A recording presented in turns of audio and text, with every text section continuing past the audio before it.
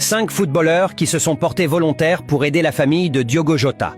En 5e position, Cristiano Ronaldo. Il prend en charge l'assurance maladie de la femme et des enfants de Jota. Même s'il n'était pas présent lors de l'hommage final, Cristiano Ronaldo a fait bien plus qu'exprimer ses regrets. Je vais m'assurer qu'elle et les enfants reçoivent toujours les meilleurs soins possibles. Ce n'est pas de la charité, c'est de l'honneur, des mots puissants, dignes d'un véritable frère de cœur.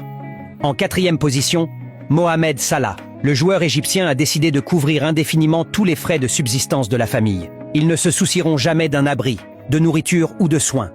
Je serai toujours là pour eux, parce que Diogo n'était pas qu'un coéquipier. C'était mon frère, un geste noble, à l'image d'un homme au grand cœur. En 3e position, Ruben Neves. Il a pris la décision de payer l'éducation des enfants de Jota jusqu'à l'âge adulte. Son meilleur ami a transformé la douleur en promesse. Toute ma vie, je financerai leur éducation, de l'école primaire jusqu'à l'université. Ils ne manqueront jamais de savoir.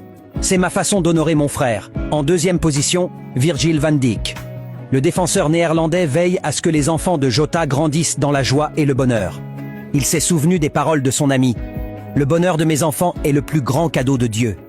Aujourd'hui, Van Dijk s'assure qu'ils continuent à sourire, à jouer et à ressentir la chaleur d'une famille malgré l'absence de leur père. Et enfin, en 1re position, Lamine Yamal. À seulement 17 ans, le jeune prodige espagnol a montré une maturité exceptionnelle. Il a pris la responsabilité de tous les voyages de la famille Jota pour qu'il ne se sente jamais seul. J'ai perdu un frère, alors je ferai tout pour que sa famille se sente accompagnée partout où elle ira. Alors selon vous, qui a montré le plus grand acte fraternel? Donnez votre avis dans les commentaires.